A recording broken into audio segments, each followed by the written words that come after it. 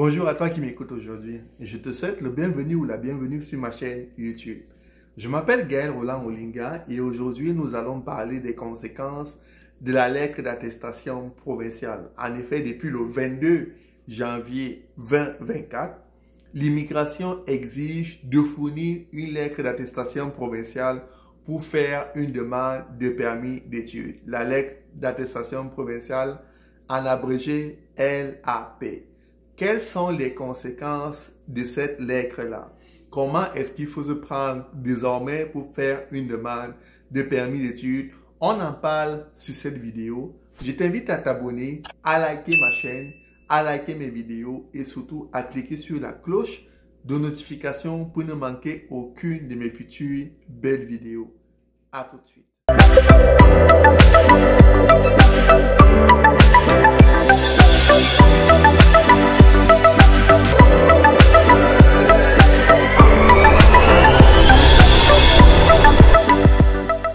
Avant de débuter cette vidéo, j'aimerais t'inviter à t'inscrire à mon club Superfan. Ce club est réservé aux personnes qui apprécient mon travail et qui veulent me soutenir. C'est un club où je publie des vidéos exclusives, des vidéos détaillées. Je publie des guides qui peuvent te permettre, à toi qui m'écoutes aujourd'hui, de monter ta propre demande d'immigration toi-même pour venir au Canada sans aucune aide. Je dis bien monter ta propre demande d'immigration toi-même pour venir au Canada sans aucune aide. J'ai reçu plusieurs messages de certains qui n'arrivent pas à s'abonner à mon club Superfan, qui n'arrivent pas à s'abonner à mon club d'élite. Alors pour s'abonner, je vais t'expliquer simplement comment faire. Déjà, dans ma dernière vidéo ou lors de mes dernières vidéos, dans le descriptif de la vidéo, j'ai publié le lien où tu peux t'abonner à mon club Superfan, d'accord? Tu vas dans ma vidéo, dans la description de la vidéo, dans les commentaires et tu as le lien qui te permet de t'abonner à mon club Superfan.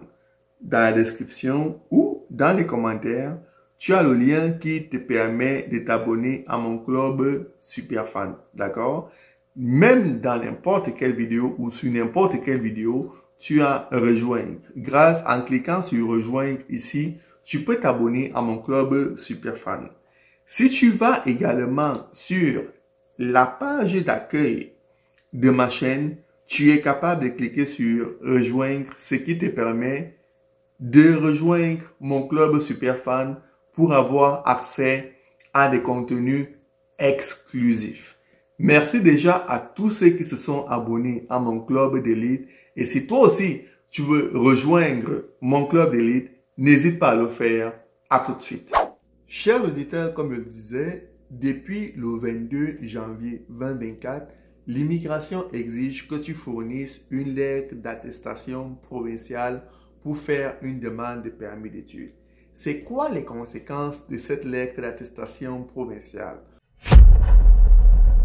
On va commencer par la première conséquence qui est celle qui induit que tous les étudiants doivent désormais payer les frais de scolarité avant de venir au Canada. En effet, désormais, la majorité des institutions canadiennes exigent que tu payes au moins soit la première session, soit la première année avant même de te fournir la lettre d'attestation provinciale, avant même de débuter ta demande d'immigration, avant de déposer ta demande auprès de IRCC. Donc, désormais, si tu veux faire ta demande de permis d'études, si tu veux obtenir ta lettre d'admission, tu dois verser au moins la première session ou les frais de scolarité de la première année. Et ceci même avant de faire ta demande d'immigration. Bien évidemment, plusieurs institutions ont mis en place un processus qui permet de faire un remboursement au cas où tu aurais un refus de visa.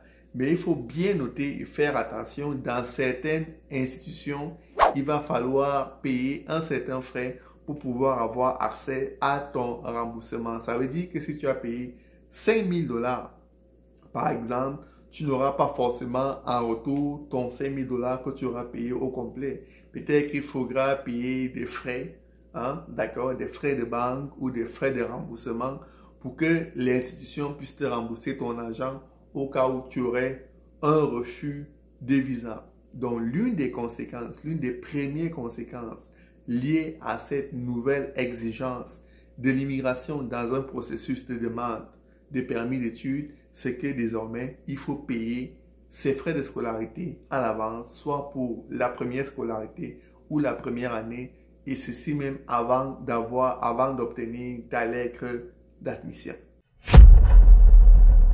Chers auditeurs, la deuxième conséquence de la nouvelle réglementation concernant les demandes de permis d'études, c'est que les universités et les collèges canadiens ne vont plus distribuer les lettres d'admission rien que sur la base de tes bonnes notes.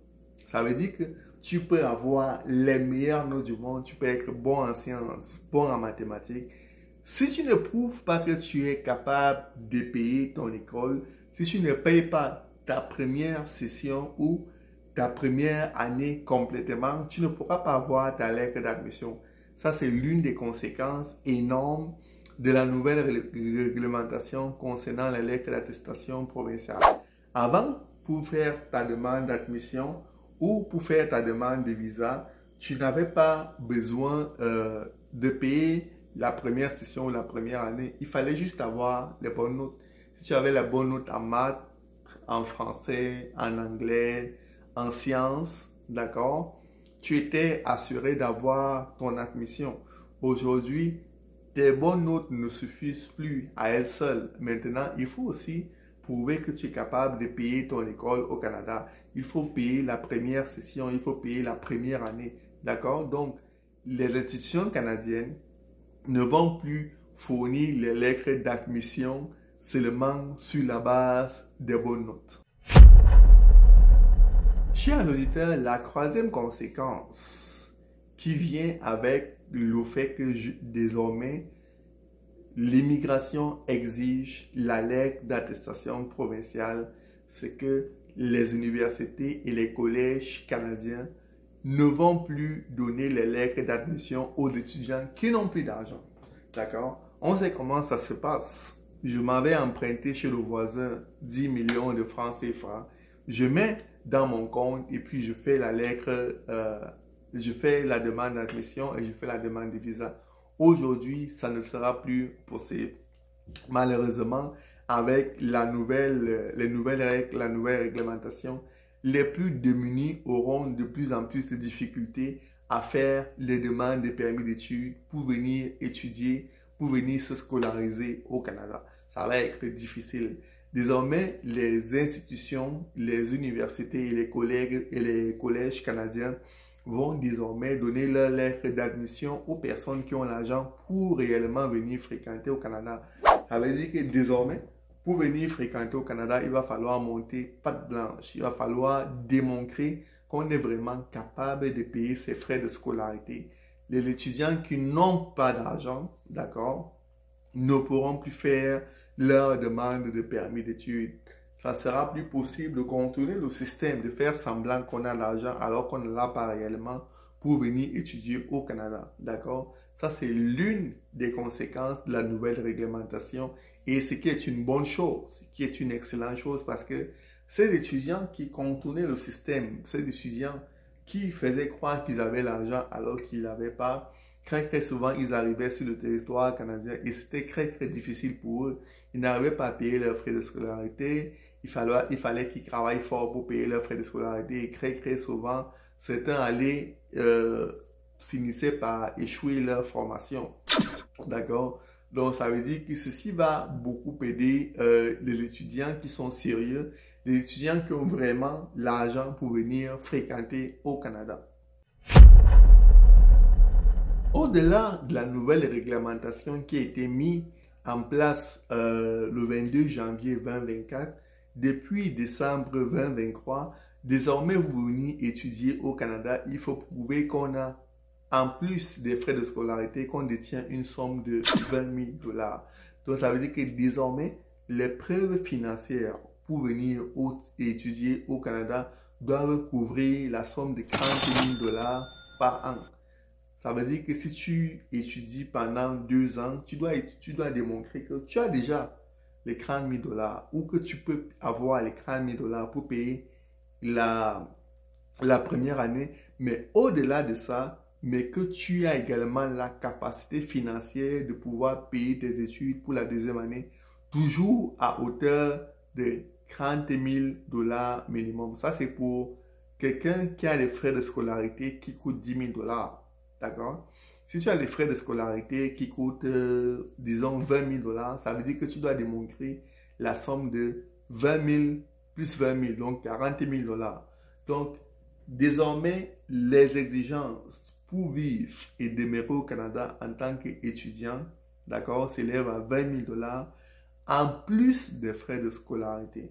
D'accord? Ça, c'est aussi une nouvelle réglementation qui fait en sorte que ça va être de plus en plus difficile pour beaucoup de demandeurs de permis d'études au Canada d'avoir une réponse positive parce que désormais, en plus des frais de scolarité qui s'élèvent parfois à 10 000, 15 000, 18 000 dollars, il faut démontrer qu'on a 20 000 dollars pour pouvoir vivre et rester au Canada. Ceci à cause de la cherté de la vie au Canada. En effet, la vie au Canada est vraiment devenue chère. Les prix ont augmenté. Le prix de tout a pratiquement doublé.